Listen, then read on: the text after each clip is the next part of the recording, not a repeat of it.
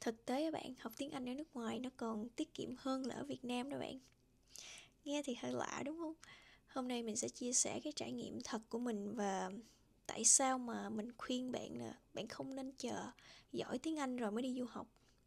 Chào mừng các bạn quay trở lại với Lối Đi Riêng Channel, nơi mà mình chia sẻ các cái kinh nghiệm thực tế của một du học sinh Việt Nam đang sinh sống và làm việc tại Canada. Hy vọng là những gì mà mình chia sẻ nó sẽ giúp bạn tìm ra cái lối đi đúng đắn nhất cho bản thân. Bạn có tin không, mình từng bỏ ra hàng chục triệu đồng ở các cái trung tâm nổi tiếng ở Việt Nam để mà học tiếng Anh á, nhưng mà kết quả thì nó lại không khá hơn bao nhiêu. Thế mà chỉ sau có một học kỳ, mình chỉ học Anh văn một học kỳ ở Canada thôi, mà mình đã đủ điểm để vào học chuyên ngành. Khi học chuyên ngành tức là học hoàn toàn bằng tiếng Anh á. Và mình tin là sau khi xem cái video này xong á, bạn cũng muốn xách ba lô lên đi liền chứ không có phí thêm thời gian ở Việt Nam đâu. Mình cũng sẽ chia sẻ cái cách mà mình đã phải gọi là ép bản thân á tiếp thu tiếng Anh nhanh nhất có thể khi mà mình ở Canada. Nói thật các bạn, hồi xưa mình học hơn một năm ở Sài Gòn trước khi đi sang Canada học tiếng Anh á.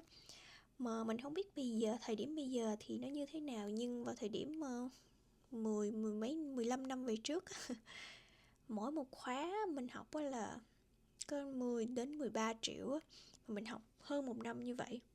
Nhưng mà kết quả là IELTS của mình chỉ có 5.5 thôi. Và trước khi mà mình bay sang Canada, mình còn cố gắng học thêm một học kỳ nữa nè, rồi tức là khi mà mình đã được nhận vào trường rồi và chuẩn bị đi, mình còn cố gắng học thêm, rồi luyện thêm với thầy này nọ. Nhưng mà khi mà mình sang Canada thì mình phải làm bài test. Mỗi một trường họ sẽ có cái hệ thống của riêng họ để mà đánh giá tiếng Anh đầu vào cho sinh viên á, để mà nếu mà bạn đủ điểm á, thì họ sẽ cho bạn vào thẳng chuyên ngành, nếu không á, thì họ sẽ cho bạn học tiếng Anh. Cái tên gọi chung cho cái hệ thống này ở các trường họ gọi nó là ESL, là English as a Second Language. Sau khi mà mình sang đây á, thì cũng như tất cả các bạn sinh viên khác, mình phải thi lại tiếng Anh á. Sau khi mình thi xong, dù là mình đã học, đã luyện rất là nhiều ở Việt Nam rồi, nhưng mà trình độ của mình cũng vậy á bạn. Điểm là điểm ESL, nhưng mà họ có cho mình cái equivalent á, nó tương đương với lại 5.5 điểm ở IELTS. Giống như là mình chưa có học gì hết rồi á. Lúc đó mình thật sự rất là thất vọng luôn, tại vì bạn biết đó, qua đây mà mình còn phải học lại tiếng Anh thì mình nghĩ biết bao giờ mình mới có thể vào trường và phải tốn bao nhiêu tiền nữa đây. Nên bạn biết không, cái cách phát âm nè, cái cách giao tiếp này nó hoàn toàn khác xa với người bản xứ luôn. Bao nhiêu tiền bạc, bao nhiêu công sức, kết quả thì nó chẳng có gì hết á. Mình nghĩ nhiều bạn cũng đã có suy nghĩ giống như mình lúc đó, đó là mình phải ráng học IELTS, mình phải ráng được 6.5 điểm ở Việt Nam để mà khi sang đây mình không phải học lại, mình sẽ tiết kiệm được rất là nhiều tiền này nọ. Nhưng thật sự các bạn, cách học ở Việt Nam nó không có giúp bạn nói tự nhiên được. Và cái người bản xứ rất là vui khi mà họ nghe mình nói, vì mình đã cố gắng nói đúng ngữ pháp này nọ, đúng chính tả này nọ. Họ nhìn mình giống như là người ngoài hành tinh vậy á. Họ không hiểu và họ cảm thấy rất là lạ.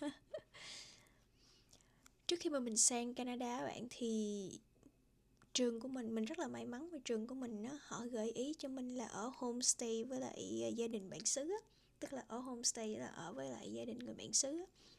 Bởi vì lúc đó mình không có quen biết ai ở bên này hết á, và ở cái thời điểm đó thì mình không quen biết ai, cho dù có sinh viên Việt Nam thì mình cũng đâu có biết ai đâu. Thì trường họ có cái chương trình để mà giúp mình tìm homestay nè, rồi họ connect với cái gia đình đó luôn. Cái đó là cái chương trình của trường á.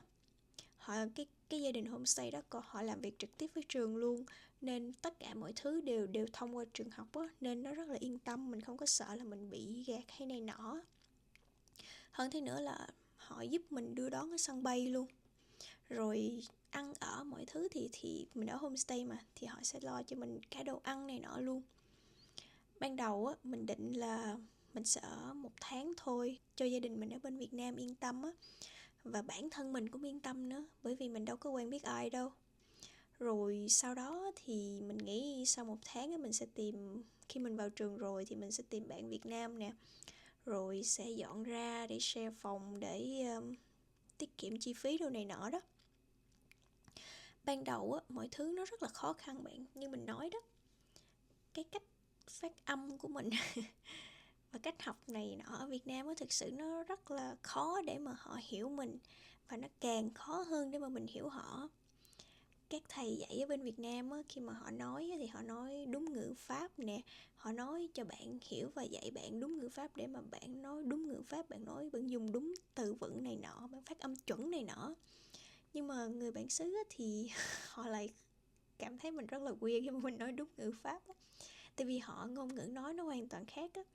Họ dùng slang, họ dùng mấy cái thành ngữ này nọ, họ dùng cái ngôn ngữ nói bạn biết đó, nó hoàn toàn khác biệt. Sau khi mà mình sang đây á, thì mình đã nhận ra ngay lập tức được cái sự khác biệt này, và mình quyết định là mình sẽ sống luôn với gia đình này cho đến khi mà tiếng Anh của mình thuần thục. Mình biết là chi phí nó sẽ cao rất là nhiều, nhưng mà mình cần phải học nhanh nhất có thể tiếng Anh á, nên mình bắt buộc phải gọi là ép bản thân mình học á. Có cái này mình cũng muốn xin thứ tội nhưng mà thật sự các bạn, đây là cách duy nhất để mình tiến bộ trong vòng nhanh nhất có thể á. Hồi xưa mình sống ở bên Vancouver, và khi mà mình đi xe bus này hay là mình đi vào mall này nọ, thì ở bên đó họ có rất là nhiều cô chú Việt Nam ha. Thỉnh thoảng mình gặp các cô chú hay là các bác lớn tuổi á, họ hỏi mình là có phải con người Việt Nam không, thì mình đã nói là dạ mình không, mình là người Hoa. Bởi vì khi mà mình nói như vậy á, thì các cô chú sẽ bắt đầu giao tiếp với mình bằng tiếng Anh, thì mình sẽ có cơ hội để nói tiếng Anh mà mình không phải lặp lại tiếng Việt á. Và trong suốt khoảng thời gian 1 học kỳ đó bạn, mình có gọi về nhà, nhưng mà mình nói rất là ít, mình chỉ nói là mình bận, mình cần phải học tiếng Anh này nọ.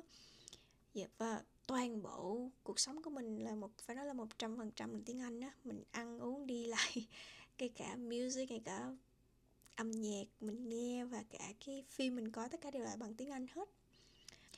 Và nhờ vậy á, chỉ sau 1 học kỳ thôi thì mình đã có thể đủ điểm để vào thẳng môn chuyên ngành luôn. Không chỉ ngữ pháp nè, mà còn cả phát âm, phản xạ, cách giao tiếp, tất cả đều tiến bộ và đều đạt điểm hết. Ở cái lớp ESL ở Canada bạn, nó thực sự là cái bước, tức là cái lớp tiếng Anh ở Canada, nó thực sự là cái bước chuẩn bị cực kỳ quan trọng luôn. Đặc biệt là cho các bạn mà khi như mình nó bước qua đây và bỡ ngỡ đó. Nếu mà bạn đã học qua đại học ở Việt Nam, mình thì mình học 4 năm ở Việt Nam trước khi mình sang đây á. Nếu mà bạn học qua đại học ở Việt Nam á, thì mình nghĩ bạn cũng hiểu đó. Đại học nó đúng nghĩa là, nói sao ta, tự bơi á. Nhiều khi cái lớp có cả 100 sinh viên vậy á, giáo sư họ sẽ không có quan tâm là bạn có nghe họ nói rõ không, hay là bạn có đang ngủ không.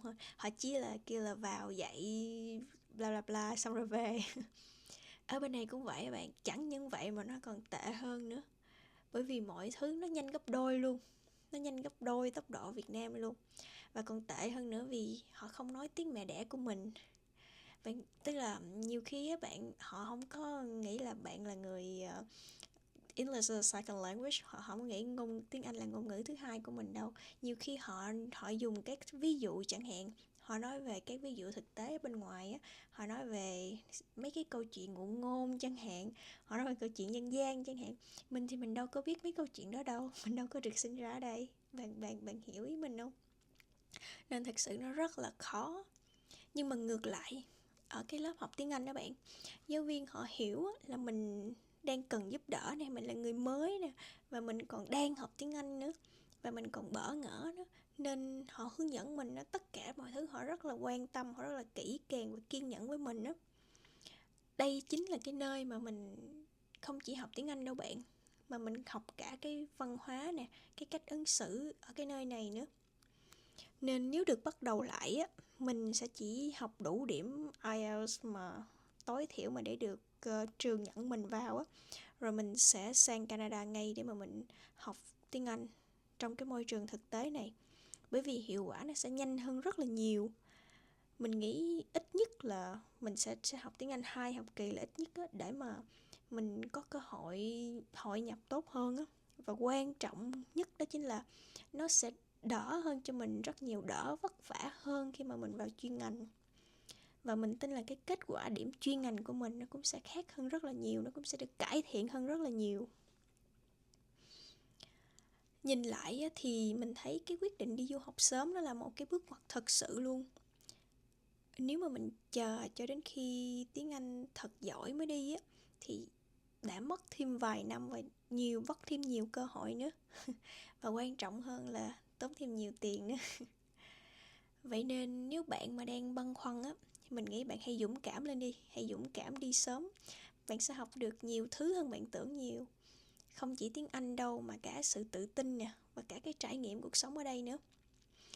Vậy thì các bạn nghĩ sao? Nếu là bạn á, thì bạn sẽ chọn là ok, mình học giỏi tiếng Anh ở Việt Nam rồi mình mới đi, hay là mình sẽ đi sớm để mà vừa học vừa trải nghiệm?